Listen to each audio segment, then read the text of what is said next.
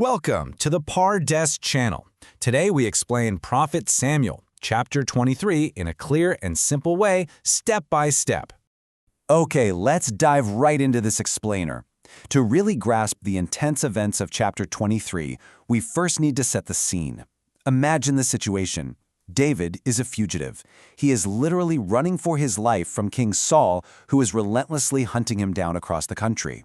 David is hiding out with his band of men, completely isolated, living rough and totally cut off from the comforts of normal life. And just when you think things absolutely cannot get any more tense for him, a brand new crisis suddenly erupts at a walled city called Keilah. So here's our roadmap for today's explainer. We're going to start by looking at this sudden crisis at Keilah, and then we'll see exactly how David manages to escape an impossible trap using divine guidance. After that, we'll explore a really powerful secret meeting, a bitter betrayal out in the desert, and then we'll wrap the whole thing up by pulling out the key ideas, the life lessons, and a final recap. We're going to carefully examine the text using only the simple, plain meaning of the events. All right, let's get into section 1, context and the Keilah rescue, focusing on the Philistine attack on Keilah. Let's start right at verse 1. David receives some incredibly alarming news. People come to him and say, look, the Philistines are fighting against Keilah and are looting the threshing floors. Now, Keilah is a city located in the territory of Judah. By attacking the threshing floors, which is where all the newly harvested grain is kept, the Philistines are essentially trying to starve the entire city. It's a devastating blow. Now, remember our context. David is an outlaw. He has his own survival to worry about right now. I mean, most people in his shoes, they'd stay hidden, they'd say, not my problem. But instead of reacting with fear or just charging in blindly, verse 2 shows David doing something remarkable. He directly asks the Lord for guidance. He asks, shall I go and attack these Philistines? And the Lord gives him a crystal clear answer. God says, go attack the Philistines and save Keilah. There's absolutely no ambiguity here. It's a direct, straightforward instruction from God to go out, fight the enemy, and rescue the city. But as we see in verse 3, there's a pretty major problem. David's men are absolutely terrified. And honestly, can you blame them? They say to him, here in Judah we are afraid. How much more, then, if we go to Keilah against the Philistine forces? Think about their psychological state. They are already hiding in the dirt, completely terrified of King Saul finding them. Marching out into the open to fight an organized Philistine army seems like literal suicide to them. So what does David do when his men push back? He doesn't argue. He just asks the Lord yet again. And in verse 4, God provides absolute reassurance. He says, go down to Keilah, for I am going to give the Philistines into your hand. God is promising absolute, total deliverance. So the absolutely crucial takeaway here is that David chooses to listen to God, not to his own fears, and not to the fears of his men.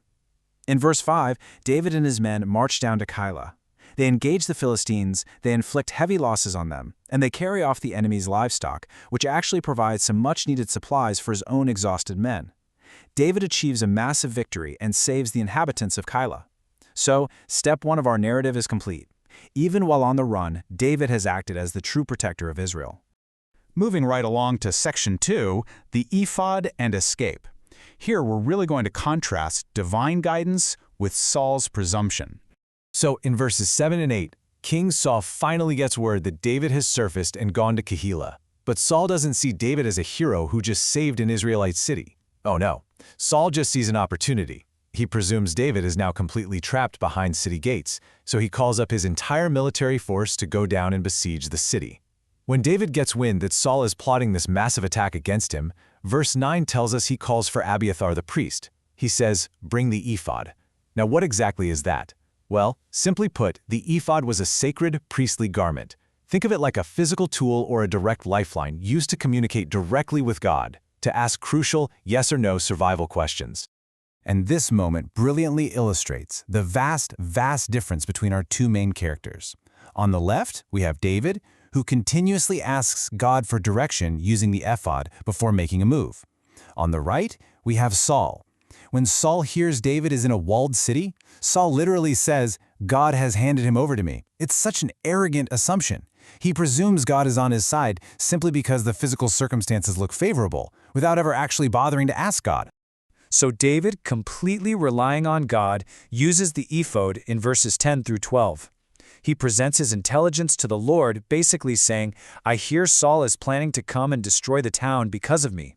Then, David asks two very specific, highly tactical questions. Will Saul come down? And will the citizens of Keilah surrender me to him? Notice how methodical and structured his inquiry is here. He's not panicking, he's gathering divine intelligence. And the Lord's response is blunt and, frankly, chillingly clear. He will, they will. I mean, just think about how heartbreaking that second answer is. David literally just risked his own life and the lives of his 600 men to save the people of Keilah from starving at the hands of the Philistines. Yet God confirms that these very same citizens will hand David over to Saul just to save their own skin. Ouch. So in verse 13, David and his men immediately flee Keilah. They pack up and keep moving from place to place out in the desert. And when Saul hears David escaped, he calls off his attack. Let's transition to Section 3, Finding Strength in God, where we witness a secret meeting at Horesh. This brings us right to verse 14. David is now hiding out in the harsh, unforgiving desert strongholds at Horesh, in the hills of the desert of Ziph. Saul is out there searching for him day after day after day. But the text is clear. God protects David and does not give him into his hands. It's right here in verses 16 through 18 that David receives an entirely unexpected visitor. It's Saul's own son, Jonathan. Jonathan risks absolutely everything to find David. Why? To help him find strength in God.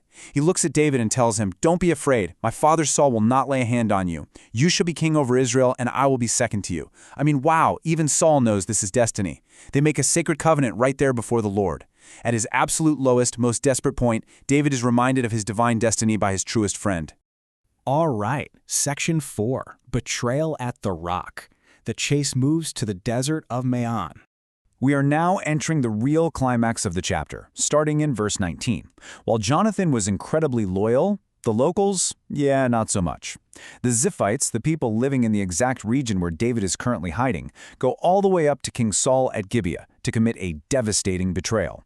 They promise to hand David right over to him. Saul is, of course, absolutely thrilled. In verses 21 to 23, he blesses them.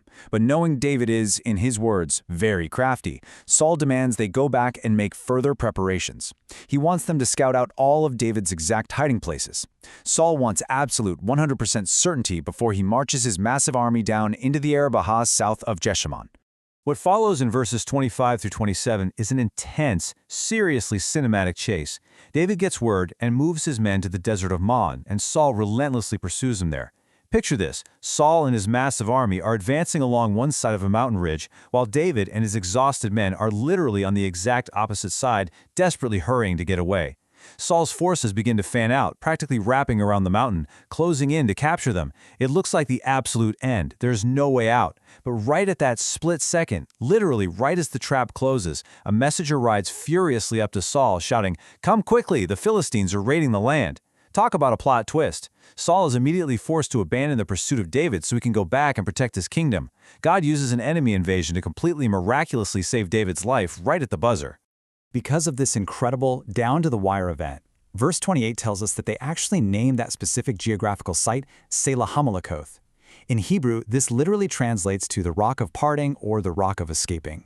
It is the exact physical place where Saul broke off his pursuit and their paths abruptly, permanently separated. Moving to Section 5, Key Ideas and Lessons. Let's talk about applying this chapter to our own lives.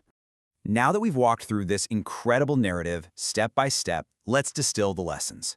Just a quick reminder for us all. Throughout this explainer, we've strictly used the Peshat method of interpretation. That means we are taking these events exactly as they are written, as literal, historical realities. We aren't looking for deep hidden codes. And you know what? It is exactly from this plain, face-value meaning that the most straightforward and powerful moral lessons actually emerge for us. So here's what you should really take away from all this. First, constantly ask for guidance before making big decisions. Notice how David didn't just rely on his own wits or his own military experience. He asked God what to do at Keilah, and then he asked again when his men were scared, and again when Saul was coming. Second, true friends offer strength during our lowest points. Jonathan didn't bring David a massive army. He brought him emotional and spiritual strength when David was literally hiding in the dirt. And finally, deliverance can arrive at the very last second.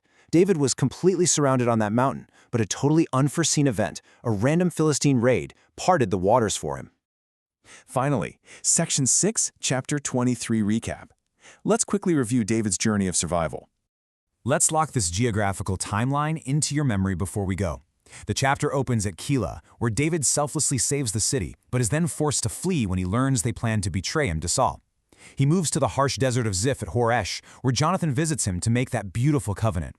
Hunted by the local Ziphites, he retreats further to the desert of Maon, pursued relentlessly by King Saul. This all leads to the grand climax at the Rock of Parting, where God provides a last-minute miraculous rescue. Finally, as verse 29 concludes, David moves on and lives in the strongholds of En-Gedi. It's an incredible journey, and it leaves us with a really profound question. When you feel completely surrounded by your own challenges in life, are you relying entirely on your own strength, or are you looking for your own Rock of Parting? Thank you for learning with us. If this helped you understand the chapter better, like, subscribe, and join us for the next chapter.